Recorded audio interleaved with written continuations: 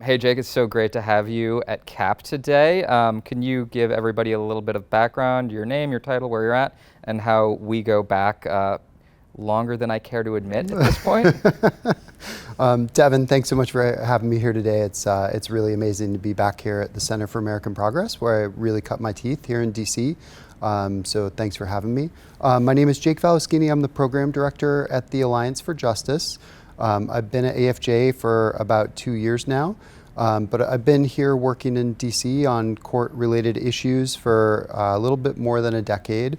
And you and I first met at the beginning of that when I first moved here, and I was doing some work at ACS, the American Constitution Society.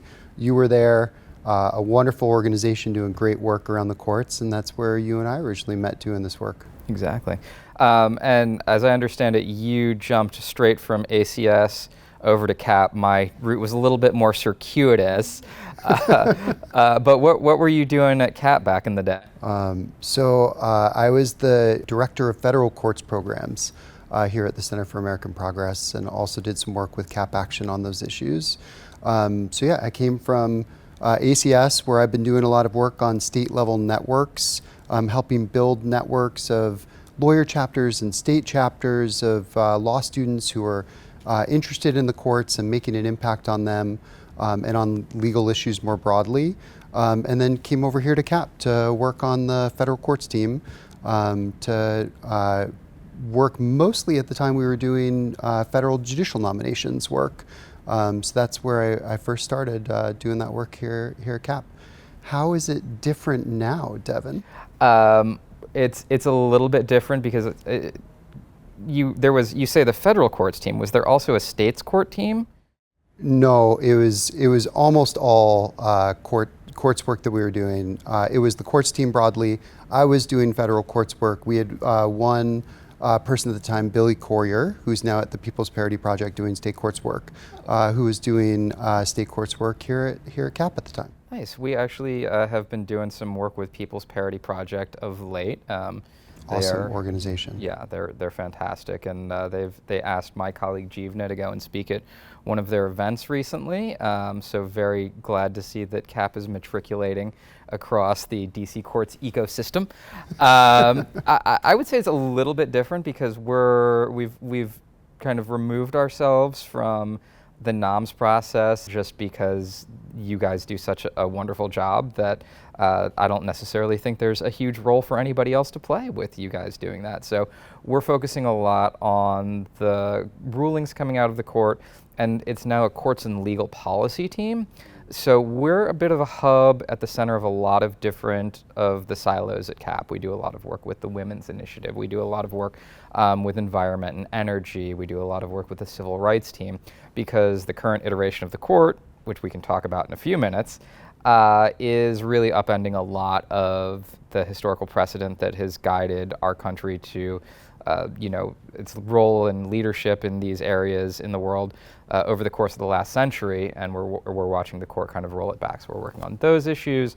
We're working on court reform issues and a number of other different areas.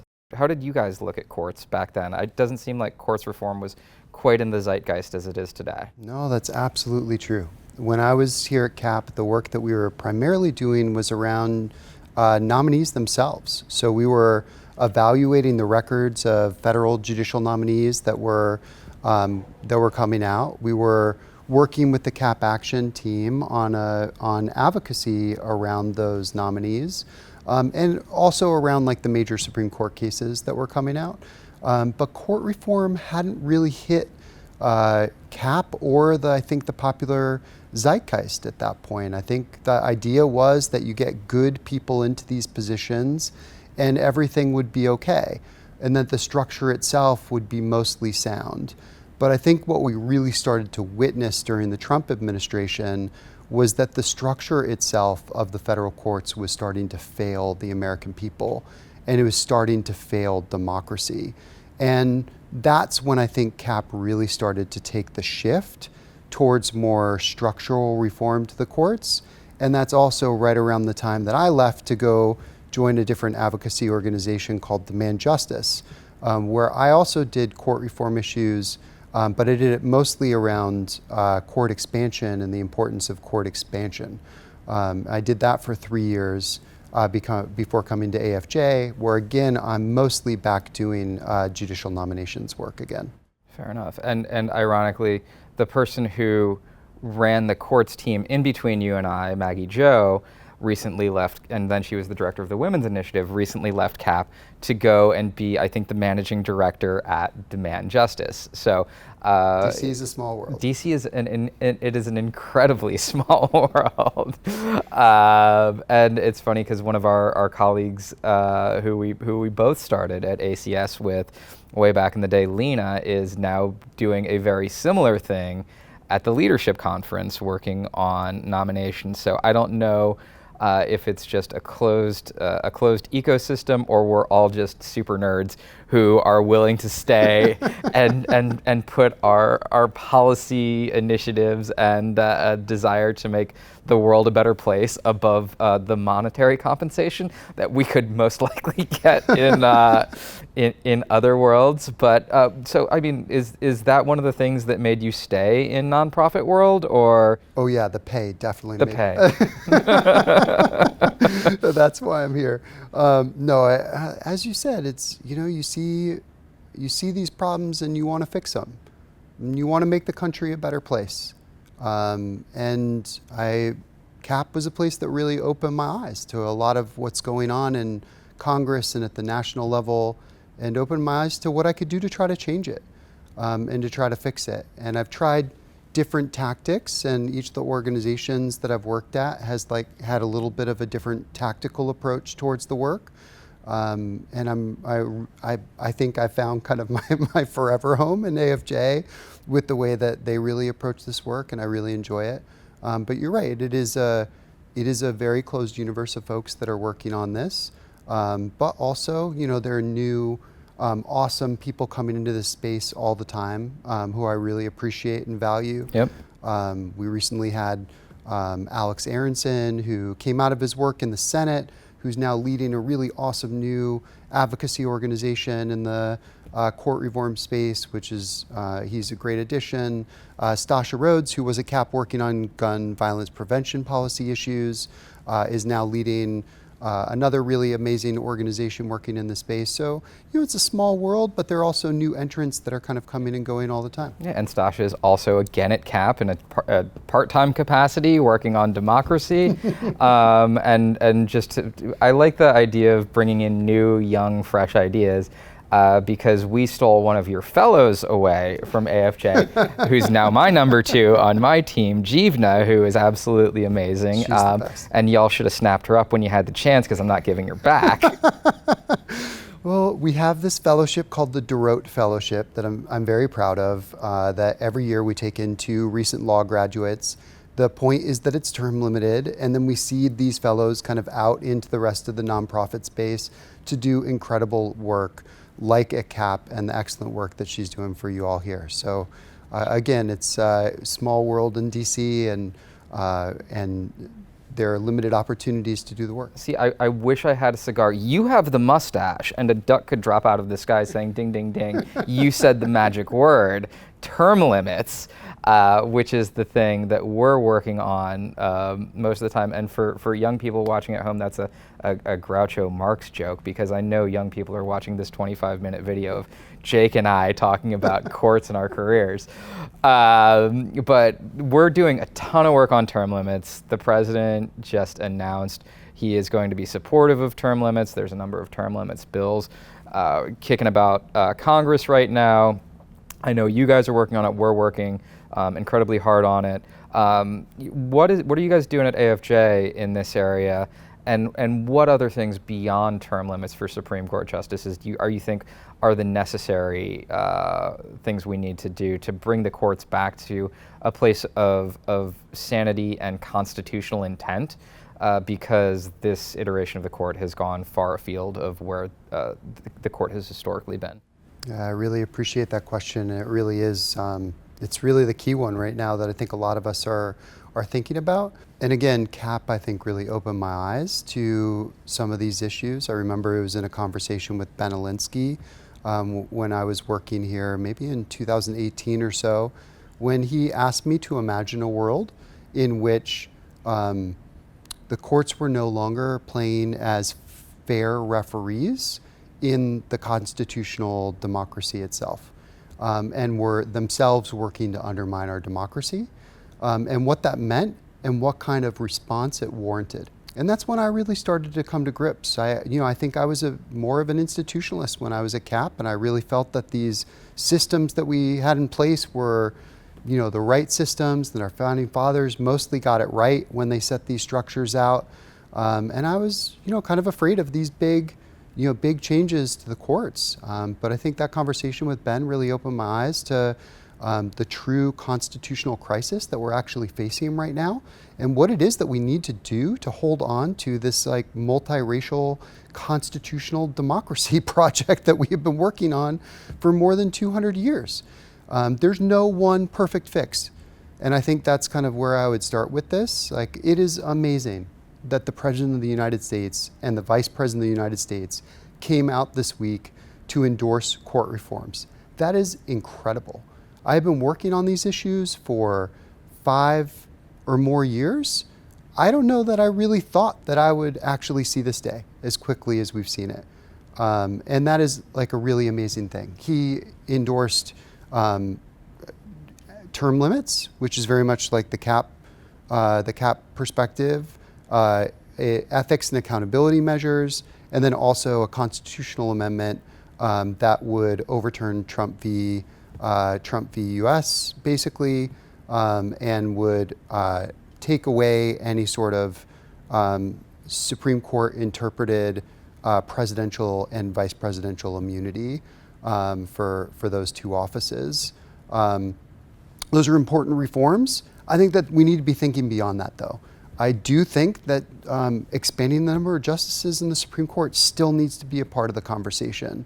The current justices that we have in place right now could do an incredible amount of havoc to the system and also to any reforms that are proposed by Congress.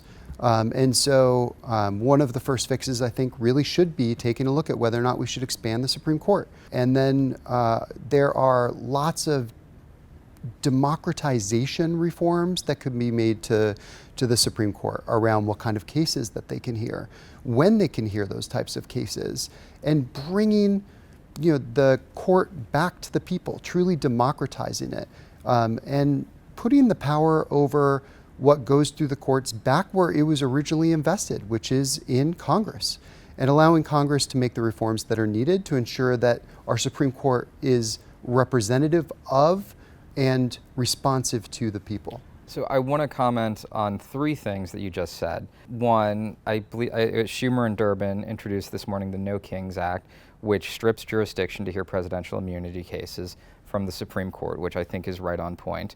And there was a ruling in the IRA drug price reduction negotiation that came out earlier today, in which the court said, Congress specifically said that the decision to select these drugs to limit prices to save consumers money is non-justiciable in administrative or judicial areas. And because Congress explicitly stripped the ability of courts to hear this from challenges, it is a huge boon for American taxpayers, Americans on medication, because the courts can't come in and say, no, Congress, you can't do that because we specifically strip jurisdiction. I think it's an important lesson that Congress needs to learn, that they needs to reassert their authority. Congress has been too milquetoast in many areas, not just of allowing executive free reign to do a lot of things, but also in asserting their own authority. And I think that's huge. Totally agree. The last thing that I want to note is the ethics piece. There's been a year of ethical imbroglios, scandals around certain justices, Scalia, or not Scalia, Thomas and Alito. And today I heard the most ringing endorsement of a binding code of ethics from any major Politico in the DC area. Bill Barr came out and said, we cannot have a binding code of ethics because it would purge the conservative justices. So I don't know if that is an admission that Thomas and Alito are acting incredibly unethically, but anything Bill Barr opposes, I feel like a majority of the American people ought to be for it, because he was one of the most, I'm not going to say corrupt, but I think he was one of the least ethical attorney generals in the history of the United States. So hopefully that gets turned around a little bit. I mean, what's come out about SCOTUS corruption over the last year and a half, what we have learned about it should truly, freak out everyone in America. It is really unbelievable. We have one justice who has taken millions in dollars in gifts from all sorts of wealthy right-wing donors and has changed his positions on decisions on the court in line with what those major donors wanted from him during that time. And then we have another justice who also took major donations, free flight fishing trip to Alaska, from a person who actually had issues in front of him in the court and then didn't recuse himself from those cases, which is mind-blowing in and of itself. But then also has just demonstrated such extreme partisanship, both in his decisions on the bench and in his actions off the bench, that both of those things are impeachable in my mind. I mean, certainly I think like the Thomas actions are things that we would think of as more traditionally impeachable. But then also, I mean, we really need to think about whether or not once you reach a level of partisanship and a level of just like lack of impartiality and fairness, and having demonstrated that publicly, whether or not that's also an impeachable offense. And I think that's something that, that Congress is exploring now about Justices Thomas and Alito. Flying an upside-down flag after the 2020 election, seemingly in sympathy with J6 rioters, and an appeal to heaven, which is a white Christian nationalist banner. And then Mrs. Alito saying, "I'm German, we'll get them," in a hidden video or in a hidden recording is bonkers to me. And I mean, we'll see.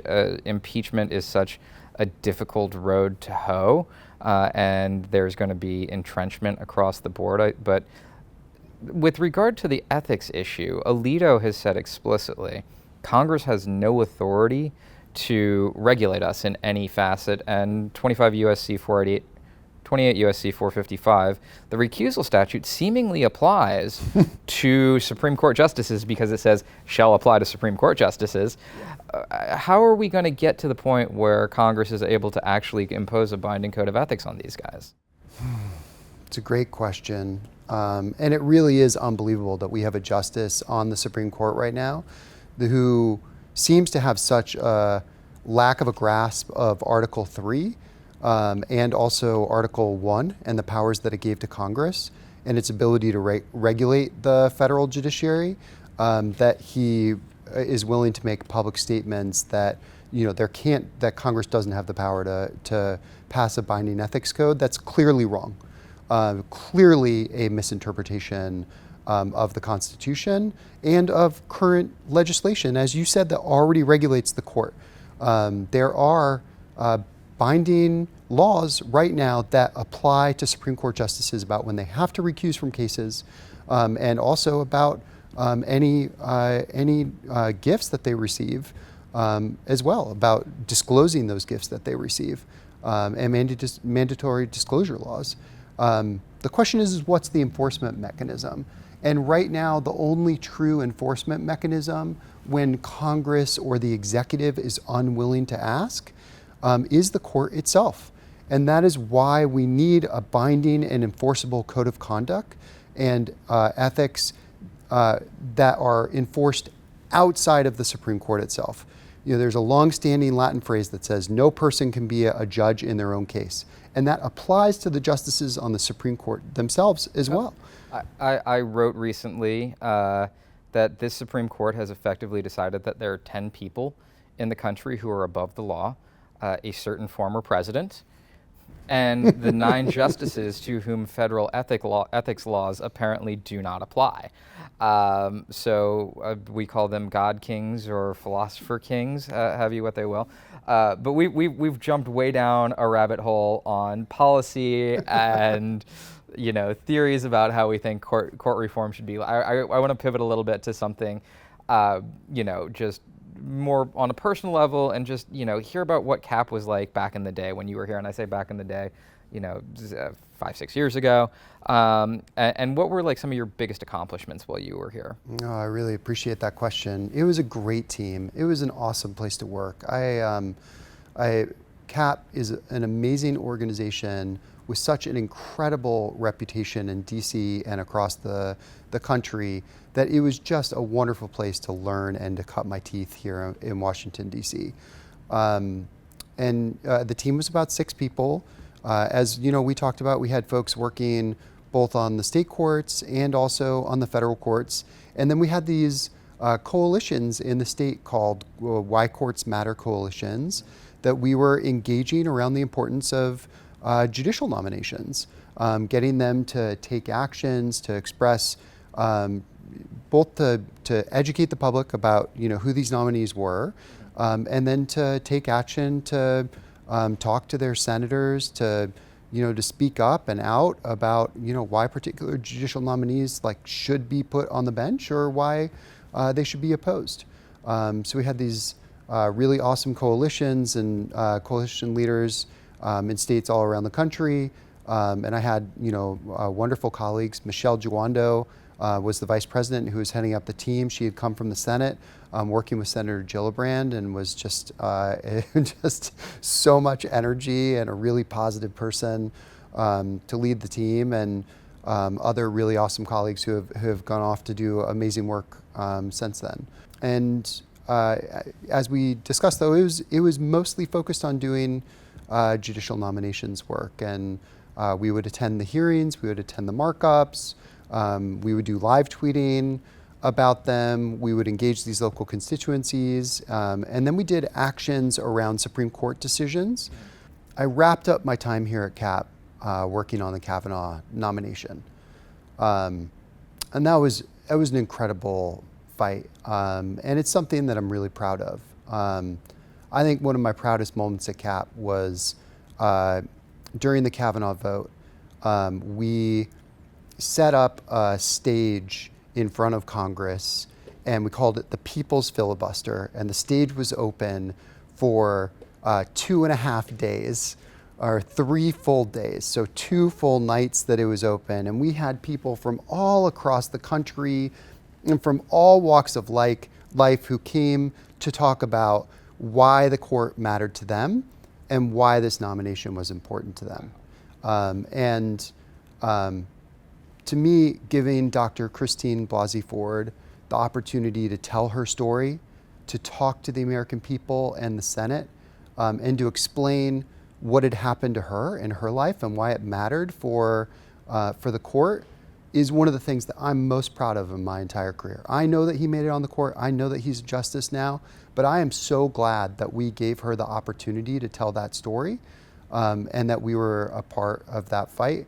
And I think one of my funniest moments at CAP was when we had that stage set up. It was, I think, the second night in. I've been sleeping on the congressional lawn for like a day and a half, out there running the stage. The Women's March came and took over at one point. It was amazing. There were thousands of people out there.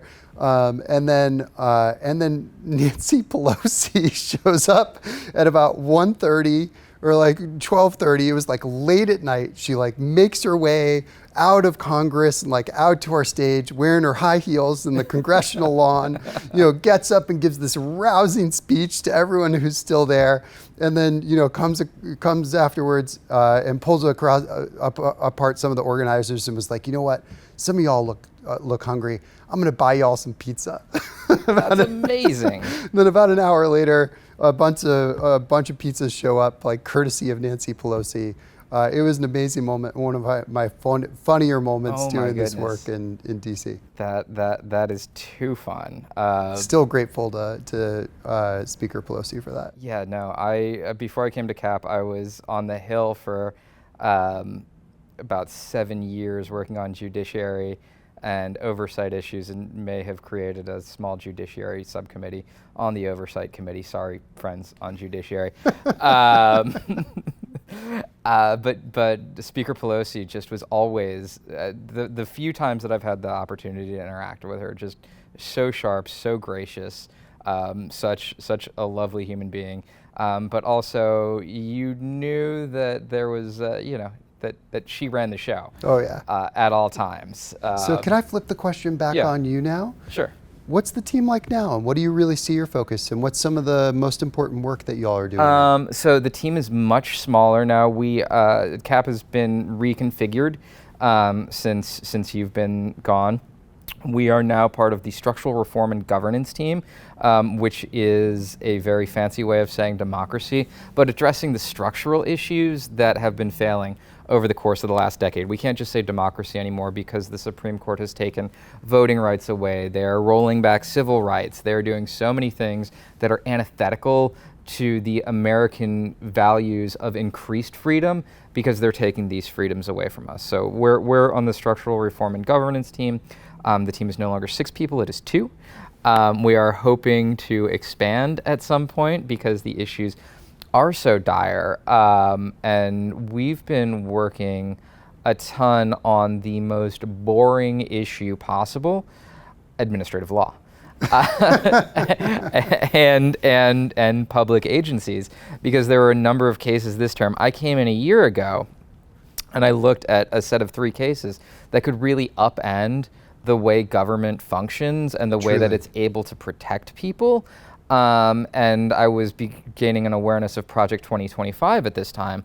And I looked at these 3 cases, Lipper, Bright, Chevron, and Corner Post, and I said, if the Supreme Court goes sideways on these, it lays the groundwork for a Project 2025 type paradigm shift where corporations now rule the country and government is powerless to protect people from pollution, from unclean food and drugs, from abusive workplaces, from unsafe workplaces, from being able to receive Medicare and Medicaid coverage appropriately. Like, all these things are on the chopping block, and the Supreme Court came down in a way on every single one of those cases to say corporations now rule the roost. We're going back to, the Supreme Court has rolled back American jurisprudence by 100 years, and they're to what's called the Lochner era, which you know where corporations had more power than people, and people didn't have standing to sue, and the government didn't have the power to protect them.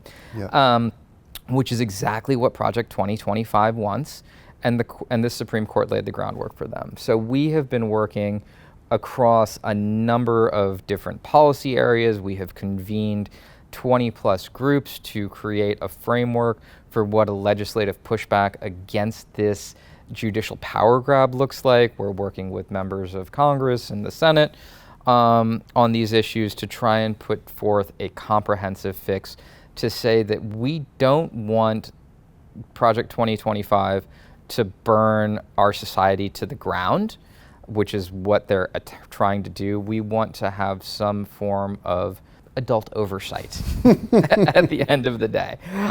So we've been doing that. We don't have any substantive wins yet, but I think just getting a coalition together and raising awareness among people in the country, among members of Congress about how dire these things are, and showing what these wolves in sheep's clothing are actually after is a little bit of a W.